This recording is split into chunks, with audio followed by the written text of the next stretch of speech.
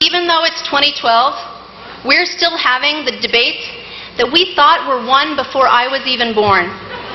Debates about access to contraception and whether a woman has the right to make her own health care decisions.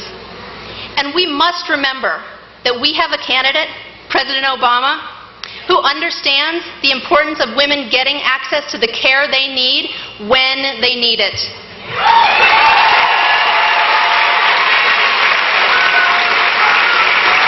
And we must remember that we have another candidate, Mr. Romney, who wants to take all of that away.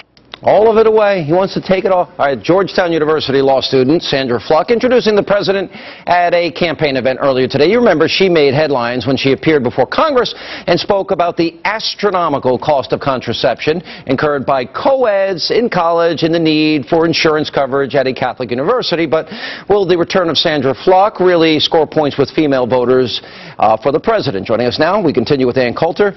You know, I find this amazing because, remember Rush Limbaugh? Got on the phone, called Sandra, public tone, civility, and then takes $1 million from Bill Maher, your buddy. Right. Which was, by the way, given to this super PAC. At this time with Harry Reid and this new ad, what hypocrisy. No, that's true. You can always nail the Democrats on that.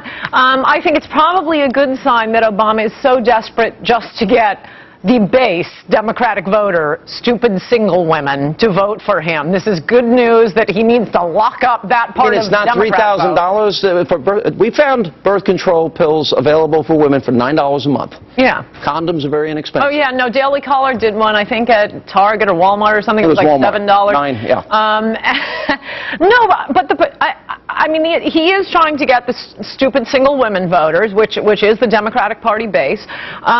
And I would just say to the stupid single women voters, your husband will not be able to pay you child support. I mean, if Obamacare goes through and Obama is reelected, you are talking about the total destruction of wealth in America. It is the end of America as we know it. There will be no innovation. There will be no growth. Great, you'll get free contraception. You won't have to pay a $10 copay, but it will be the end of America.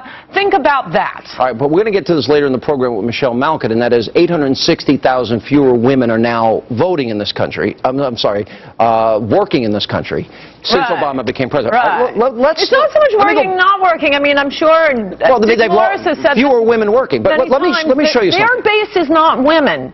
It is divorced, separated, single women. It's women who are looking at the government to be their husbands. That is the base of the Democratic Party. Please pay for my child care, my contraception, my housing, my food. It's women who don't have a man to provide for them, so they turn to the government. That's the Democratic Party's base. Congratulations, Democrats. But fundamentally, doesn't it come down to the simple, basic question that Ronald Reagan raised? Are you better off than you were 4 years? And I would add $5 trillion in debt ago, as my friend David Webb says. This is Obama saying the very same thing back in 2008. Do you know that what we've been doing for the last 8 years has not worked? That's the essence of this election. Are we going to keep on doing the same things that we've been doing, the same policies and the same politics, or are we going to decide that we're actually going to do something different? When you're talking to your friends and your neighbors and they're saying, well, I don't know, I'm still trying to figure it out, it's still early, I'm waiting for the Olympics and then I'll pay attention to politics. I want you to just ask them a simple question. Do they think that they are better off today than they were 4 or 8 years ago? Do they think that the economy is working right now? Well, we're better off than we were 4 years ago and $5 trillion in debt ago and fewer Americans working? Yeah, that's what he wants us not to concentrate on. And, you know, you look at that and he looks so cherubic and so cool. No, that's the man who's busily digging up people's divorce files. That man is a liar. That man accused Mitt Romney of murdering this woman that Romney had nothing to do with, and it has become clearer and clearer, and even liberals are backing away from it. The one thing I'll say about Sandra Fluke, I think she's extremely unappealing, though American womanhood apparently dragged her out of obscurity to be our spokesman. Thank you, Sandra. She is the Andrea Saul of the Obama campaign. Are you really angry with Andrea Saul? All right, so this is... It's not worth working for Obama or Romney if he's going to have people like that as his Right, I agree they've got to be aggressive, but I also think they can't fall into the trap of distraction, because this is a nonstop campaign of distraction. Well, every you're day right. They want, this is a good point, and I agree, and I'm not sure how to respond to this, because... You got to hit back. You got to respond. Exactly. So you also have to pivot, and you also have to remind people of his record, yes, what you'll do differently, but it's got to be a three-step process. Yes, well, one big thing he will do differently is repeal Obamacare, because that is already putting people out of business. Keep taxes I know low. People, and drill.